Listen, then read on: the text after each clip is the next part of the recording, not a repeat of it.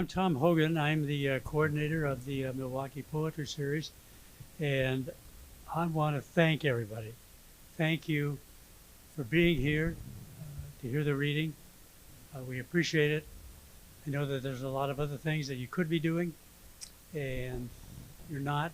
You're here appreciating poetry and supporting the poets, so thank you for being here. There will be an opportunity to put things in the chat, so our technician does keep his eye on the chat, so if you want to put messages in there, please do that. I want to thank a number of other people as well, and the city of Milwaukie, of course. We have been supported by the city of Milwaukie from the beginning. This is our 17th season.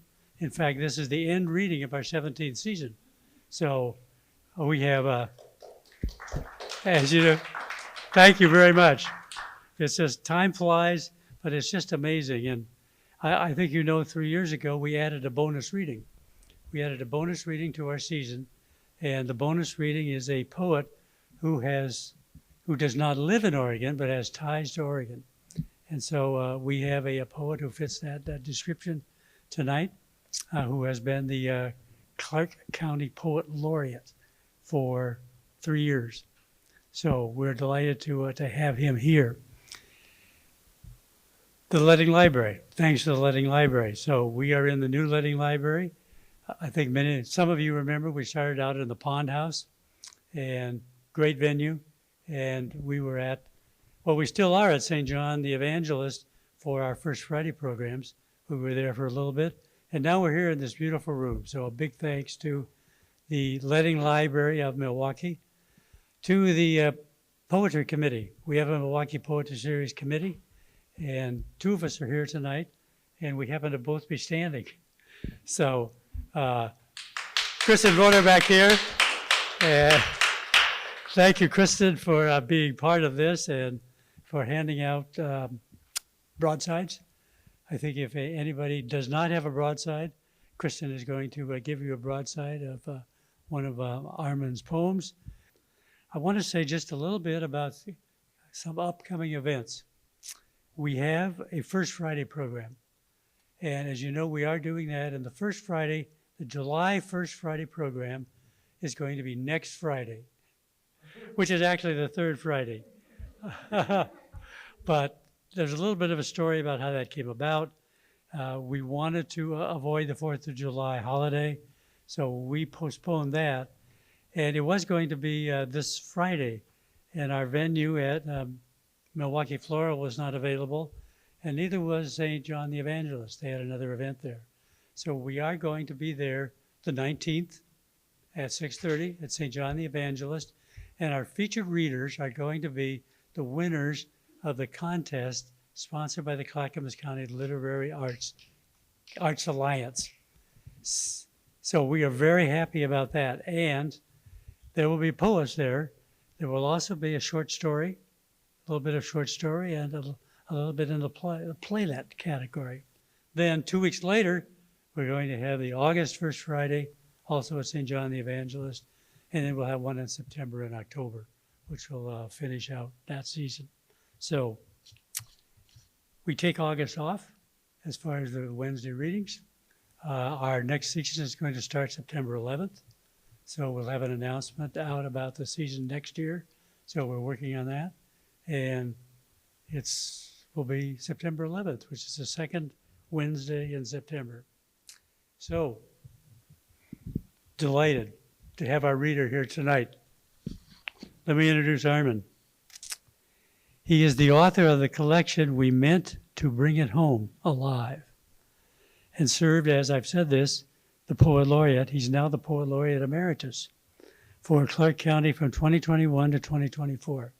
He earned an MFA at Rutgers University, Newark, and his writing has appeared in journals, including Righteous, Portland Magazine, and Pontoon Poetry. He says he is a phenomenal clapper, a passable ukulele player, and a bumbling but enthusiastic fisherman. So would you join me in welcoming our poet this evening, Armin Tolentino. Yeah.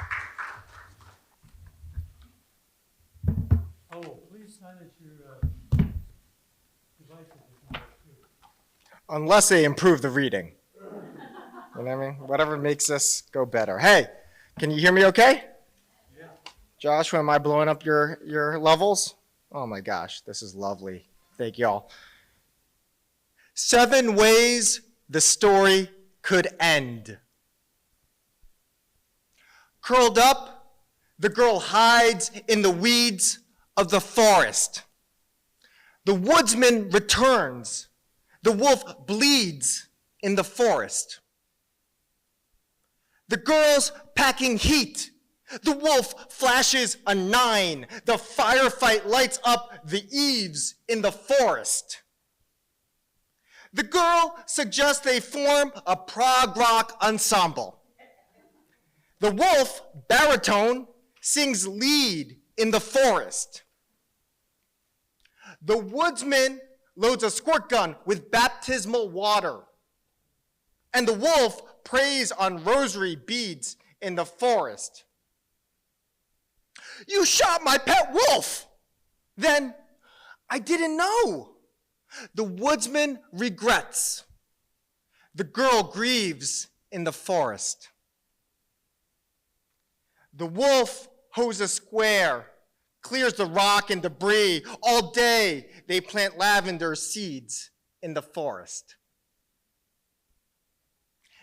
There isn't a girl, no wolf, and no woodsman. Just fur and red threads beneath leaves in the forest.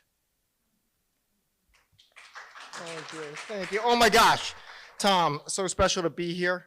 I first moved back to Portland in 2011, and one of the first reading series I went to was the Milwaukie poetry series, and got to see, and back when it was at the Pond House, and had to walk past some angry geese that did not want me walking there. And I heard amazing poets like Paul Ann Peterson and Henry Hughes, just stunning writers. I think Elizabeth Woody I got to see in this series. And so to have, a Baker's dozen years later to get to share this lineage means a lot. So thank you all so much for having me be part of this. I got to do an interview on KBOO recently where the theme was autobiography. And I was like, why did you invite me here? And sometimes, I don't know, in the writing world, it's a lot of just word of mouth. They're like, I don't know, this dude will say yes to anything. Bring this dude on, right? I was like, I don't really write that much autobiography. But it made me think about this idea of true versus real, right? True versus real. And I don't want the facts to get in the way of the truth of a poem. And I also don't want to exploit something for the sake of it being interesting if it doesn't create truth, right? So what I will offer is I'm going to try to read some poems that I think are all true, but very few are real. And I'll try to warn you when we're getting to what I think is real, if that makes sense. Caterpillars. When we were little, we delight in the season of caterpillars. They'd crawl on the trees, and we'd scoop up a couple to wriggle in our palms or tickle our legs. When I moved away, I learned most people call them leeches. But where I was born, we had so few words, everything had to share a name or went its existence unmentioned. For example, wolf could mean pet, but also mother, or rusted machine, or tree where tired angels rest. When I first moved, believe me, there were lots of misunderstandings. I just point to things constantly. That's what I mean. You call it what? A gaggle of caterpillars could nuzzle a dead wolf down to bone in a few hours. That was great joy and relief, especially if the wolf belonged to one of us. Where I was born, love meant blind, the tea that soothes stomach ulcers, or anything you felt all the way to your pinky toes. I've been away a long time from where I was born, but every now and then, I still make mistakes. Like, I'll reminisce and share a memory of the troll we loved to rub as kids in the woods. And when I get blank stares, I just say, "Oh, I guess you had to be there." Which I've learned in my new home means connection lost, reboot. Or I've given up on trying. Or you will never know the real me.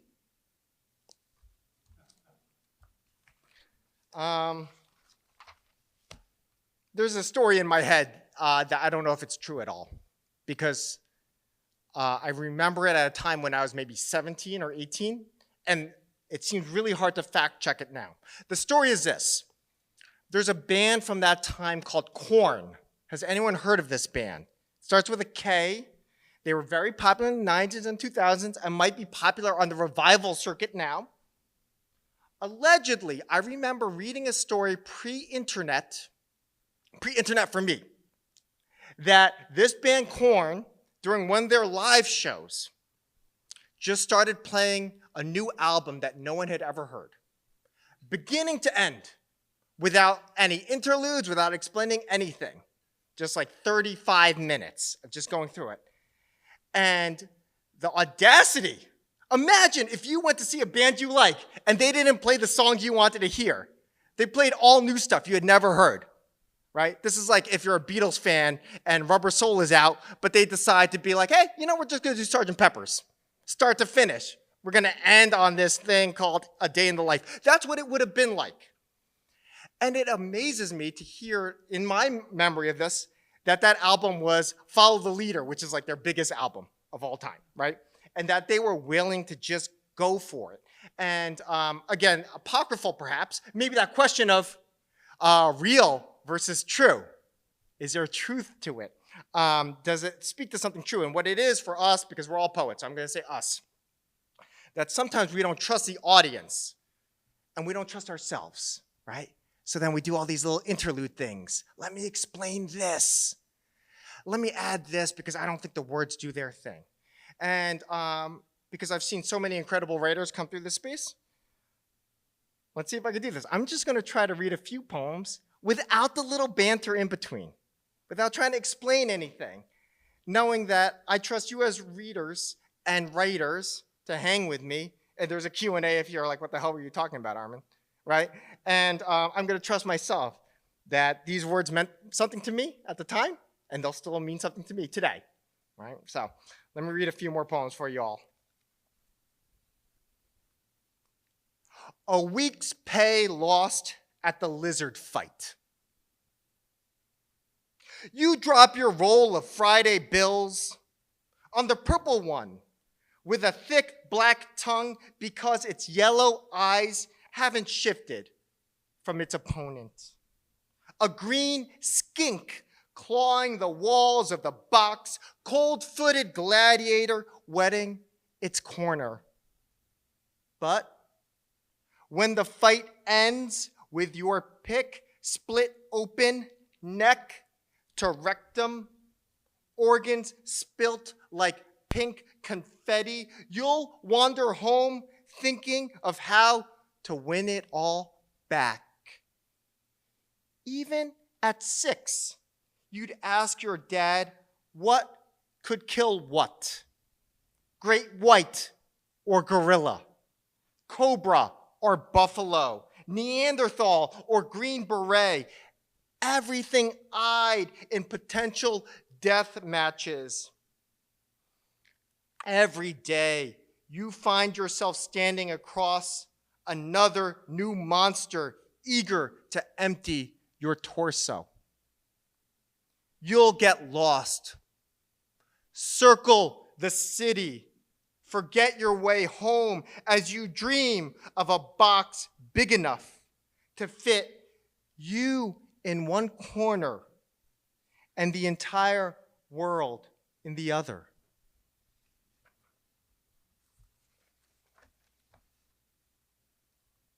Last night, Orion.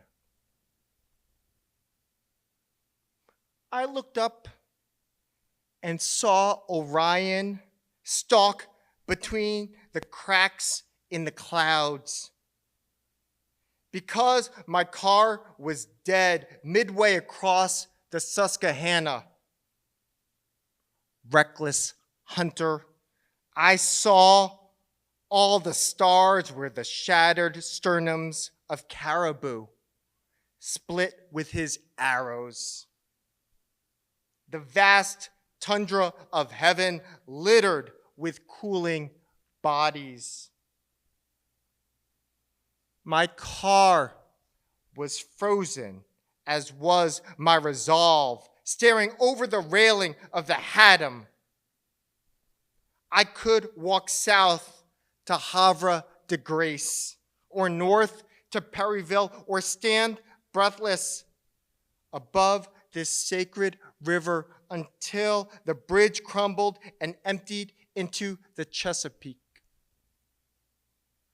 Where did he dress the kill? The blind of clouds which shift to flash the sneering moon. I did what I have always done, thinking all the while, what you kill, you take with you. You never leave it to rot, even yourself.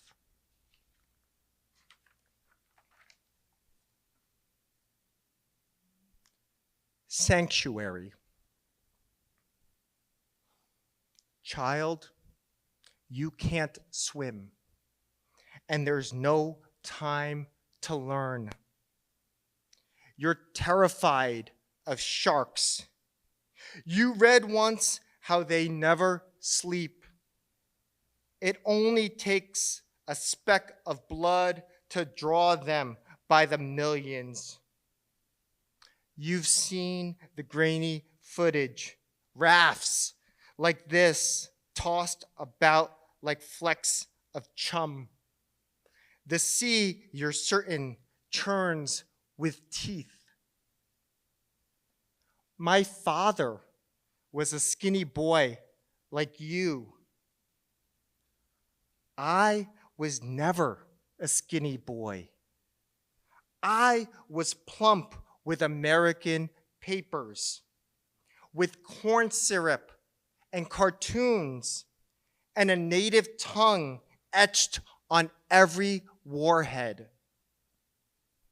The nearest to sharks I came was, as a young man, I stared from the bridge down to the Susquehanna and saw the dorsal fins right on the Black River, a mayday that pleaded, "You don't have to do this." My father says the Bible teaches us that God helps those who help themselves, which is a lie. Those words, no matter the translation, appear nowhere in that book, which has plenty of lies already and doesn't need another. You have a mother who lied to get you to board this raft because she loves you. She said the sharks are only a story, when she really meant everything is a story, and some are terrible, and she doesn't know how yours ends. My father was a boy when he crossed an ocean alone. My father wet his bed years later, even deep into his fatherhood. Every time I stare at the sea, I should think of where you are. Boy in the news, nameless like all the boys in broken janelas, watching the future swallowed by waves. You and my father and all the boys who are nothing like me, because you are each strong enough to hold your breath for days straight. So when you shiver on the raft, you ask your mother for nothing, but instead bite hard on the web of your hand, even if you draw blood. The siren for sharks to circle. My father believes that the proverb which saved him, even if it's not a Bible verse, should be. That even if it's not true, it's true. You understand. We'll find sanctuary in anything. I feared sharks once too, but what I really feared was darkness. The ocean's horror is how we can't see through it. A shark's mouth is an ocean within the ocean. Once seeking sanctuary from the malicious, scheming inside my own brain, I stood on that bridge spanning the Susquehanna, believing what we fear most might just be what will save us. Maybe you bleed yourself on the ocean of the first night of every night of your life to ring the church's bells, the gullet of a shark, the only sanctuary left that will open its doors. And I am glad I set a timer. You're like, oh man, you got 30 minutes. That's gonna be hard to fill. And it's like, oh man, even with like me truncating my banter, I got a lot of banter. Okay, I'm gonna move ahead to a few more poems here. Again, the idea of real versus true. The things I will build for our home when we marry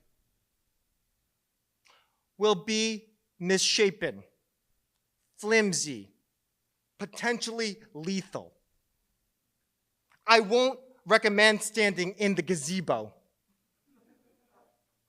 The birdhouse will crush chickadee eggs, and our future children will cringe on the porch swing, their tiny bones straining the threads of the bolts. The roll-top desk, a gift for your birthday, you'll use only once and later explain you don't have time to write and don't care to anymore. And many years later, when you ask for a divorce without tears and without explanation, I won't argue, and neither of us will fight to keep the things I built. Once you strip my name from the mailbox, those things will collapse with relief. The years of expectation will have loosened all their nails. Oh, this is next. Okay, I do have to do a little bit of poetry banter here. This is a love letter to Jersey, because I'm from Jersey. That's all you need to know, I think. Jellyfish City. The school counselor called saying she's worried. At recess, my son refuses to play outside, but instead colors pictures of our house underwater, our stick figure family surrounded by circles of white. He told me they're jellyfish, she says, and I'm too embarrassed to tell her they're condoms he's seen on our sidewalk after the Johns have zipped and the ladies are paid for the night. It's my fault. The summer before, at the Jersey shore, I pulled his hand back when he reached for a slimy blob of deflated translucence. Don't touch! Adding quickly, they're jellyfish. They sting. Now they litter our block, and he thinks that someday the city will sink into ice-black ocean that haunts him through puddles, the drip of the bathtub, and the smell of the Hudson working its moisture through our cracked, molding walls. Before he sleeps, he asks, when the waves come, do I think he's got muscles to swim for a lifetime? Of course, my love. We'll swim forever. I turn out the light and tuck galoshes under his bed.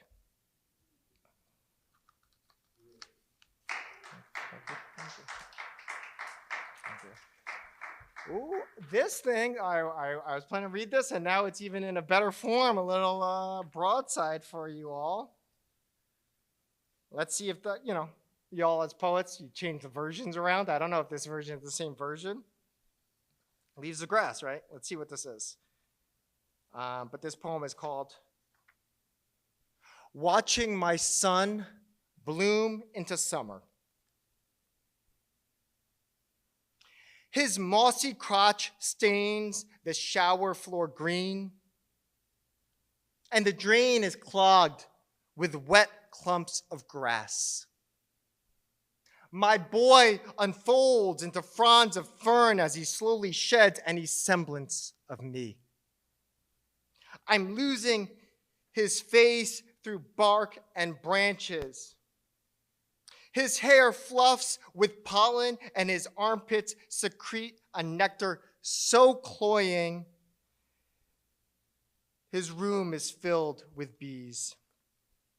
He no longer speaks, just stares out the window, lusting for sun. I lie and tell him I understand, that it's natural. But my voice is lost through miles of forest. I don't know what to get him for his birthday. I place a basket beneath his outstretched arms, and together we celebrate his falling leaves. Real versus true. So I think there was some amount of truth in those poems. But at the same time, I want to be straight up. I don't think my father, I don't think was wetting his bed as an adult, right? I made this up for the world of this poem, and I'm not trying to pretend that the speaker is me. And I know that's a tricky balance for all of us as writers. But I just want to be honest that then the poems that I'm going to finish out with are things that speak to stuff that really happened in my life, and I just want to honor that as a reality. So I'm going to read some poems that are about child loss. And so if that affects you all in any way, please, take care of yourselves. So let me wrap up with that, and then we'll see where we go from there. Had you made it what I would have taught you? The jab is a rangefinder, the scout you deploy to close space for your cross. Count 1, jab. Count 2, right. If it never lands, it's done its job regardless. It closed the gap. Life is simply a grab bag of varied sized gaps through which you could stumble or whole body plummet if you don't learn to close them. If you always choose to jab, you'll break your hands. Your chest will break with regret.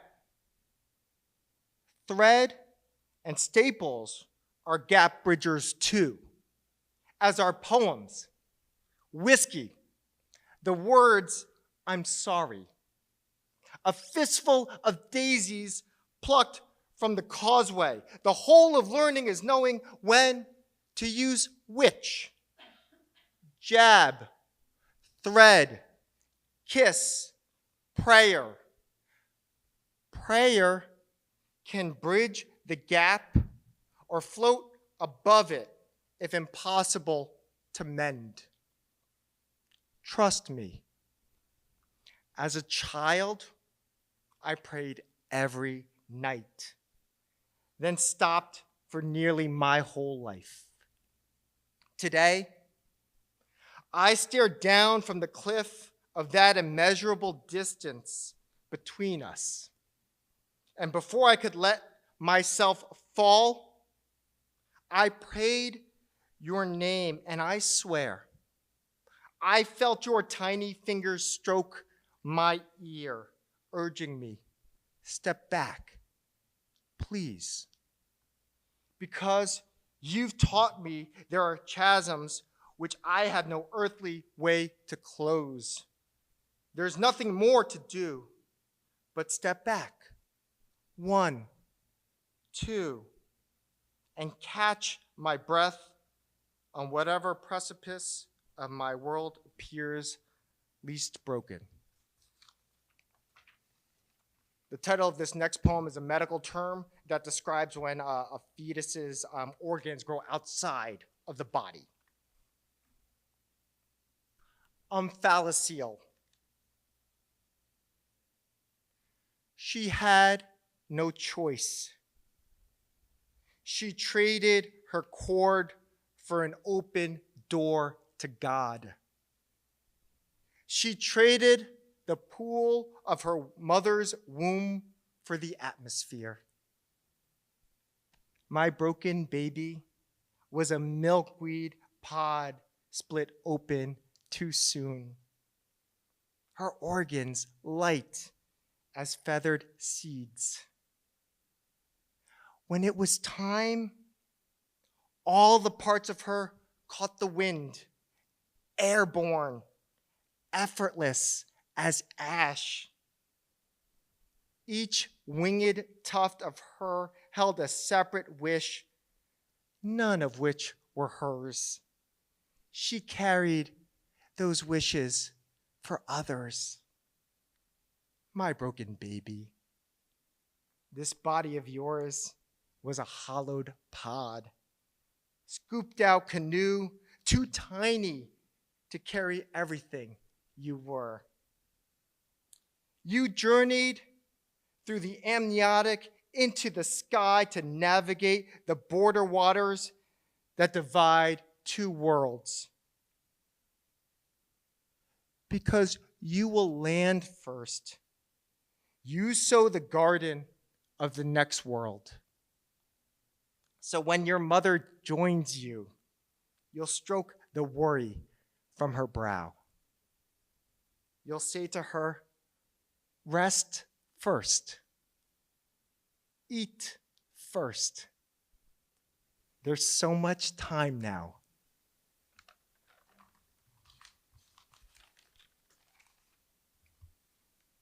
Donation. Would no one want my child? Could no one use her eyes so fresh they never opened for us? The dewdrop of her liver? Couldn't it cleanse an ounce of bad blood? Ferry you safely through a poisoned night? She came to us a gift unwrapped. Her parts spilled out and cooling in the air.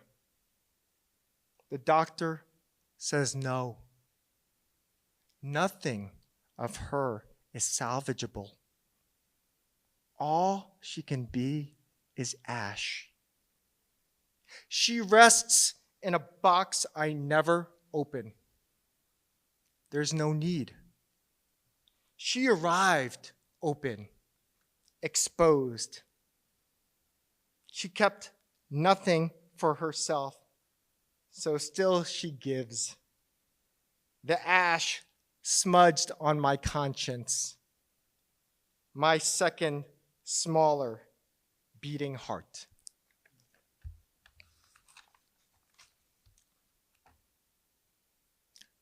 No metaphors. Your skin started flaking those final minutes I held you.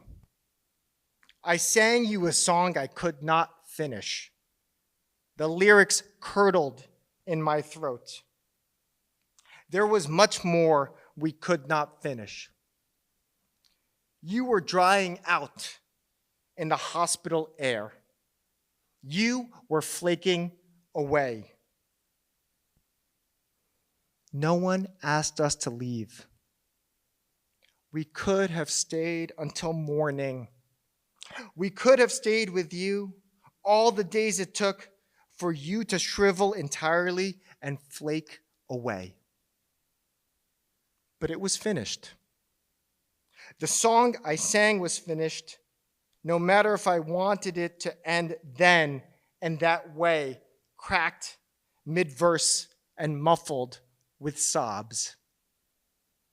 That day, which was not your birth, but the only day we could hold you, scant and lifeless, before letting you go.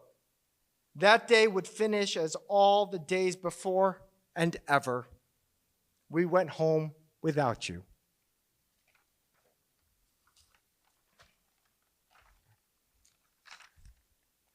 "5 years on. Where are we, my darling? Which corner of the sky should I train my gaze and wait for the dust of you to circle back again and wave? How cold it is, you alone circling and circling, colder than your face against my cheek, dried, your loose skin peeling against the hospital air. Isn't it windy outside your mother's womb? Isn't this world one that cools us too quickly? You, darling, curled fingers, curled arms, cradling the sack of your organs that could not withstand the whirlwind of your genes stirred up too much, such storm. A full circle to return to a day that is not your birth, but the only moment we would ever hold our own child. One day to cling to as my memories evanesce and lose shape. Today, I think you are closer, maybe just above the tree line. Today, our orbits cross again. Do you see this dull glow on Earth with both arms waving, cheering you on for the second you are once again visible and take shape in my memory? As distant as you are, if you circle back each year, it's proof something is still holding you here, that I'm still holding on. Gravity is the faith that falling one day stops. Gravity is the knowing that what turns away surely comes back, even if it's not in my lifetime. Thank you all so much. Oh my gosh. So special to be here. I think we're going to do a Q&A. Can I do a little raffle first? Is that possible? Yeah. Okay. Raffle.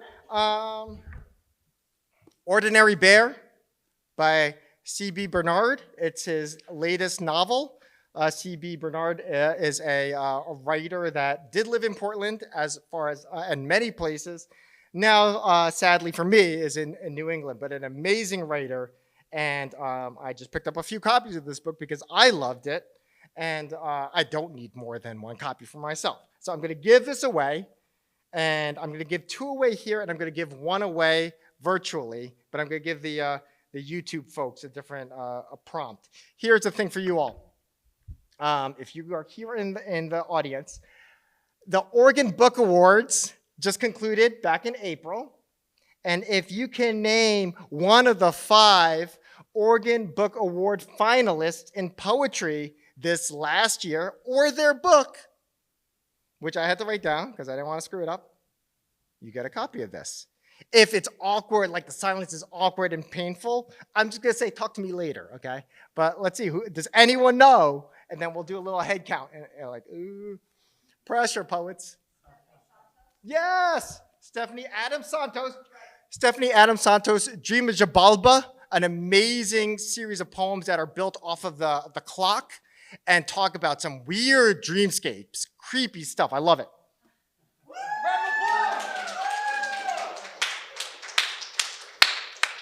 All right, it's even harder now. You only have a quarter chance to get this right. Anyone else have one? Okay, talk to me later. Audience, they're all raising their hands, but I'm refusing to answer, but they all know the answers. For those of you online, whoever is first to answer this prompt, is it Joshua? Joshua's watching this. Whoever's first to answer the prompt, I'm a big boxing fan. Whoever is your favorite boxer, write the name of your favorite boxer on there. I'm not talking about dogs, but if they put a dog there too, how am I going to stop? Whoever's the first for that, you get a copy. I'm going to mail it to you. If I could just DM them, is that how that works? I don't know. I'll find their info. I'll send it to them, all right? Man, this is special. Thank you all for hanging, listening.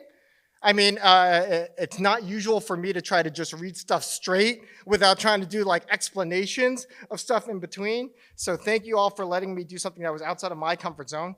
And then, I don't know, what do we do now, Tom? You know. Let's give Armin another hand. Hey, bravo. Well, how we're going to do the Q&A is that Kristen has another mic. And so if you have a question for Armin, raise your hand. She'll bring you the mic. Here's the start over right over here. And wait for the microphone because if we do that, then we get the question as well as the answer on the recording. So that'd be great. And we'll find out the question and Armin will answer them. Stretch. Yeah. Right over here. Thank y'all. The mic is coming around. I appreciate that you all use microphones because this is what I've experienced at readings or events. First, microphones are scary because we don't know what they're doing, right? And it's like, oh, that's what I sound like, and that's scary. But also, it's just this sense of unknown. But if we don't use a microphone, you're going to usually do this thing. Can everyone hear me? And if they can't hear you, how are they supposed to respond? And that's sort of an awkward question, too. So thank you all for using that mic. Yes. Anyway, so I guess I needed to say something and to honor you, but also, so I'll ask a question. I feel honored. Thank you. So the question would be, like, I know you know a lot about form, and you often, like, you'll approach a poem by saying, oh, this is a villanelle. And I'm like, oh, really? So do you ever start by setting yourself challenges to use form? Absolutely, yeah. For the audience? Yeah. So form, if you're not familiar, is the idea that certain types of poetry were written with very specific rules to them. So sonnet is one of the most familiar forms we have, where it's supposed to be 14 lines, and it's supposed to have a rhyming scheme and a certain number of syllables. And of course, one of the fun things about that is that you choose where you break the rules or not. And that's always extremely fun. But if you're not thinking about form at all, why aren't you just writing a story? Why aren't you just writing an essay?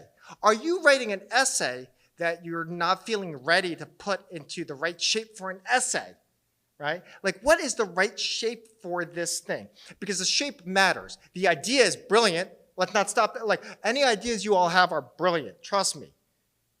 But if you don't know the right form, how is someone 100 miles away, 20 years later, going to understand what you're trying to say? Because they're not... You and I aren't going to be talking to all of our readers, right? This is a gift where I get to talk to you all, but that's not normally how it is. The thing you've written is going to be there somewhere, apart from you, that someone has to read and experience independent of you explaining what it's about. So I love the idea of starting with form. And Betsy knows this because I've done a lot of writing with Betsy, that I'm working on a series of poems where I'm just trying to pick what the next form I could try. And I am dying on a pantoum right now. I just cannot structurally do it. And I keep bailing out and be like, no, this is a blank verse poem, right? That would be easier, right? It's just a blank verse. And it's like, no, that's not working either. What are the parameters? And what I really love there are a number of poems that I've looked at now, years later, because I'm old enough to have poems I wrote years later, or years ago. And I could look at them and say, oh, I remember that was a prompt. I remember that started as a sonnet, but it doesn't look like one now. And that's a cool feeling. In that collection, We Meant to Bring It Home Alive, there was this one poem in the first third that I could not get down. And so I was like, it's good enough, right? The editor picked it up. I don't need to write it. But then when it came back to me for revision, I looked at it and I was like, I know there's a poem missing here, but I had no idea how to write it. It's too scary, too daunting to me. And I started as a sonnet, and now when I look at it, I don't even remember what the sonnet version looks like. It might still have some of that sonnet feel, but it just was the entryway. So when you're reading poems, one of my things that I think is valuable, not from an academic sense, but for your joy as a reader, right? Because you're doing it hopefully for fun. You're not getting paid to read poems. Or if you are, tell me what that job is. I love my job right now, but if someone knows what that job is, tell me what that job is. ABC, right? Always be counting. Just count stuff. Syllables, stresses, lines. Is there something there that you want to model? Because this world is hard enough, and writing is hard enough. Why not use some of the templates that have existed for years, for centuries? Why not fit your words into something that you know works already? You do that with everything else, right? I mean, ChatGPT is telling you how to write your work emails, so why not allow poetry forms to guide you in like, okay, because the scariest thing as a writer is that blank page, right? Imagine how many words you could put on there, and which word do you start with? Well, if you start with a form, then you know, hey, man, 14 lines, and then I get to go to the bar after that? That's not bad, right? That's a good day's work. I'm down with that. You got time for one last poem or questions? Oh. I mean, you can go.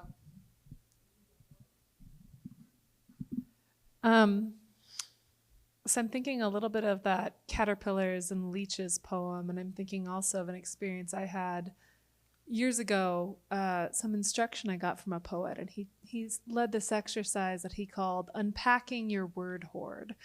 And I liked that metaphor, and it felt very much like a weird Viking mythology of these hoards. And then he talked about the sort of paucity of language, but the richness of language. And I'm curious about your word hoard, the meaningful language of your childhood. Oof, I love that. Word hoard, H-O-A-R-D, I think. I interpreted it as H-O-R-D-E, but... Oh, that, yeah. Yeah. There's other spellings that I don't think you mean. So like, no, I follow, absolutely. And so, yes, if first you are a poet, right? Because you clearly care about words. Because there are some writers that actually don't care that much about words, right? Like someone who's writing a self-help book might not care that much about words. They care about this idea of like, oh, here's the idea. But if you love language, you're probably a poet, right? And so the idea that there's a collection of words. And so for me, going back to that idea of like pairing random words together, I did in a free write the words gaggle and caterpillar. And so caterpillars aren't known to come together as a gaggle. I just like the sound of the word gaggle. I like the sound of gaggle and caterpillar together. And then I, again, had to write that idea of like, what's the world where the words gaggle and caterpillar are together. But the words like, so I'm a big proponent of free writing as far as just setting a timer and going through the boring mechanics of just seeing what words come out. Because if you're not scared of that, then you could probably keep on writing in some way. And words that keep coming up for me, for whatever reason, are smoke. It constantly comes up. Bone, punk, P-U-N-K, but more like, I don't usually mean it as the music, though I like the music. It's more like a smell. Like that seems to come up. They don't come up in the writing. I try to switch them out. Like the word wolf comes up all the time. It's like, you can't write about wolves all the time. Switch it out. I wrote a poem recently where I was like, oh, wolf. And it's like, nope, make it a jackal. Like, what could it hurt, right? Another syllable, it'll still hang, and it's not the same thing over and over. So I think those words have come up a lot. What I enjoyed about that poem, and I hope you all have an experience of that, where you write the poem, and the poem or anything you write has at least 2 lives. At least 2 lives. The second life is the one that we're more aware of, which are like those books out there, right? Like you pick up a book and it's like, oh, someone wrote this and this is its second life of this piece. Or maybe like you're reading it live. This is the second life of this piece. The first life of it is when you write it on paper. And that life is as important, if not more important.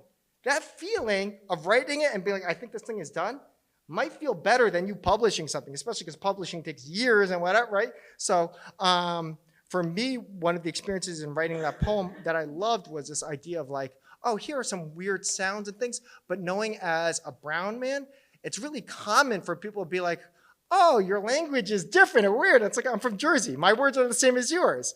I call it, sometimes we call it water ice, but it's the same thing as like, well, yeah, what do we call it?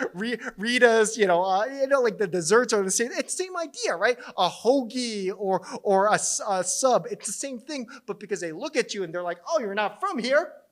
They're like, oh, yeah, this must be a weird thing, where people don't realize their own words might mean all sorts of weird things to people. And so writing through that poem, I like the idea that I could just have fun with the possibility of what words can mean. And I think in that word hoard, I try to just let the word land in whatever writing I'm doing and then swap it out. So if I have too many wolves, I gotta get a fox in there. I don't use bears, but I have this book called Ordinary Bear, which I'm giving away if anyone can name one of the 4 Oregon Book Award finalists in poetry that did not get named yet. Stephanie Adam Santos already got named. Thank you. Anything else? Was there?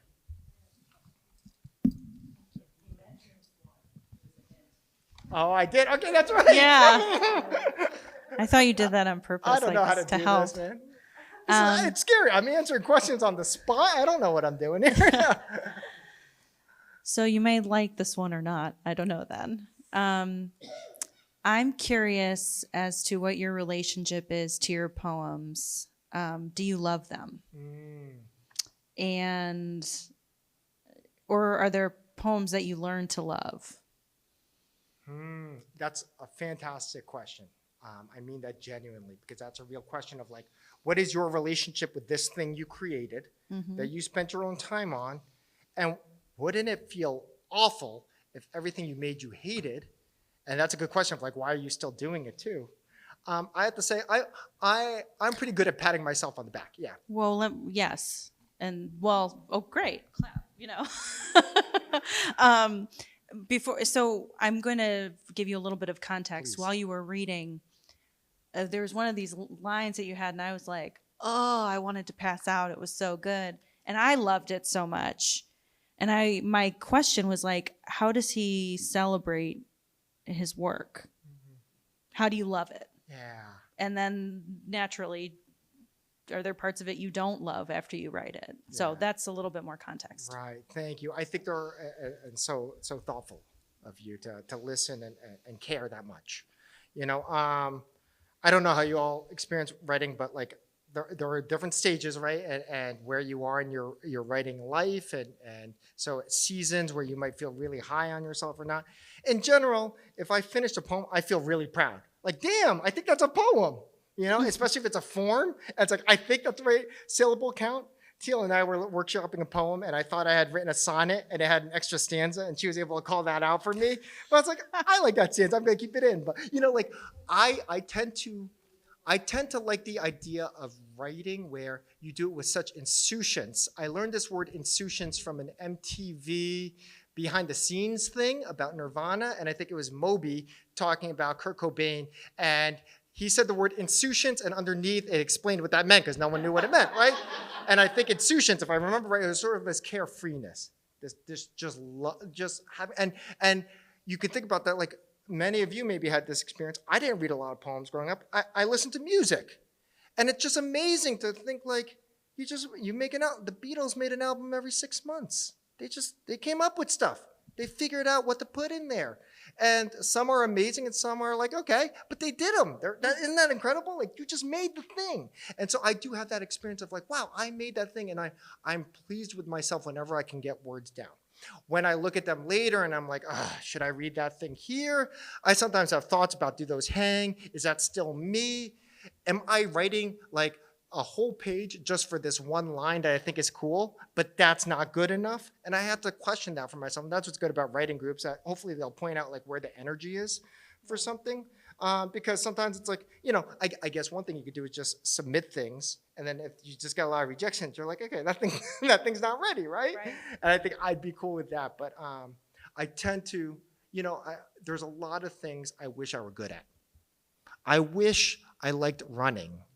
Like, I think like running, like I see people who run, and it's like, wow, I wish I liked something that looks that awful. I don't like running. I wished I liked the guitar enough that I could have stayed and kept on playing the guitar. But, one thing, poetry, I stayed with it. I like it enough that I stayed with it. And I think I'm not trying to tie myself down to something. It's okay to change your mind. But I think I like poetry enough that I enjoy the practice of it. And I'm pleased when something's done with it in my heart, even if I don't share it out with you all. That's great. Yeah. Thank you. Is there one more question before Armin ends with a poem? So what we're going to do is Armin's going to end with a poem. So I think we're there. You got it? I haven't used up all these sheets. I got one more. I'll do this one. Thank you all so much. This is just so lovely to spend an incredibly hot afternoon with you all in a place where it's nice and cool, and I'm just in, it means a lot to spend time with you all. Thank you all for investing your time to be here. This last poem, the title is a word in Tagalog, a language in the Philippines, and it means like heritage or duty, or duty, heritage or legacy. Legacy. Pamana. I need to wash my worries. I have to fold my worries. I need to sort and store my worries where I can have them at the ready, where I can find, when I need it most, the worry that matches the moment. I have to mend the worries I've had so long they've worn through to gauze. I patch worries with old worries. I refuse to throw any away. Most, I don't even know how I got. Most, I am certain, draped my mother's shoulders first. My cherished ones were sewn by the fingers of my ancestors who had nothing else to leave their children for inheritance. I need to care for my worries. I'm filled with peace when I wrap my arms around a freshly cleaned heap of my worries and string them on a length of morning to dry. One glittering moment that I am naked of worries. I love to see them breathe in the sun. Thank you all so much.